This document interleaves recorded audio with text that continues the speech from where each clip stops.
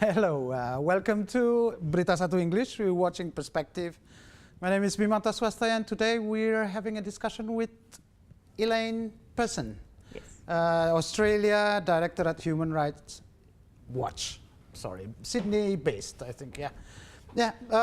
You're welcome first. I forgot. Thank you. But you're sort of an expert on Aceh, one of the areas of your expertise. Aceh, it's almost 10 years after the tsunami, 10 years after the peace. How would you rate human rights situation in Aceh at this point of time? Well, look, I mean, I think in the years since the tsunami, there has been some tremendous progress in Aceh. Yes. And certainly, I think if we look at, the political concerns, the economic situation, things have really improved for many people in Aceh. Yeah. But the one area that Human Rights Watch is particularly concerned about is the backsliding on women's rights issues.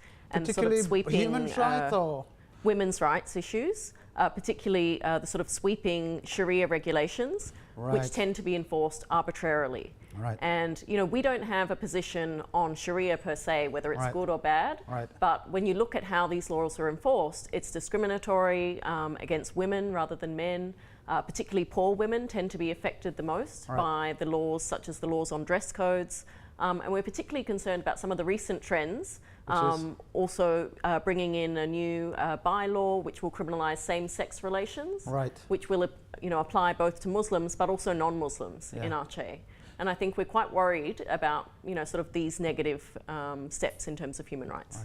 Right. Do you know whether in other countries where they have also the Sharia, is it also applicable to non-Muslims in that sense? It depends. In certain countries, Saudi Arabia, I think Brunei, the new criminal code, they have also said that the Sharia law applies to anyone. Okay. So if you're in the country, it will apply. Other places, they only apply to Muslims. To Muslims.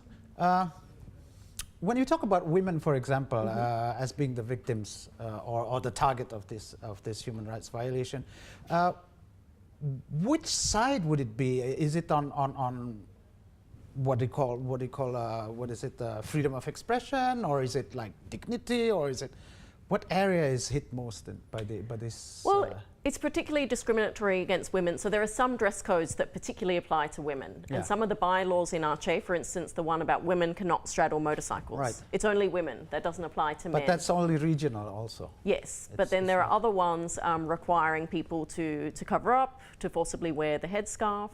And, the way in which these laws are applied, we don't see men really being the target of, the Sharia police. We see women actually are the ones who are stopped at the roadblocks, if they're riding motorcycles, if they're wearing pants that are too tight, or if they're, exposing some skin.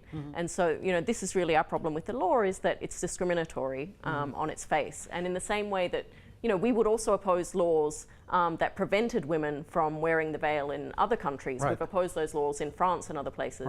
We also have problems where those laws are enforced on women. Is this a sentiment that is shared with by the local population, or is it something that you see from the point of view of international human rights, for example? Well, we embarked on this area precisely because local women's rights groups in Aceh had spoken to Human Rights Watch and were very concerned.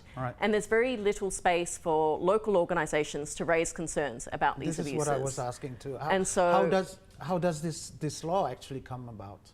So, well, the law, the law is basically pandering, I think, to more conservative forces in Aceh that are very vocal in calling for these types of restrictions. And there's very little space for civil society and women's rights groups in particular to contribute. And a lot of them are very nervous because if they do speak up, we know that some of the women's rights groups have faced harassment, faced threats for doing so. Which is why they've sometimes appealed to international organisations like us to take a closer look at these issues. Okay. Unfortunately, we have to break first. We'll be back soon. Please stay with us. Until later.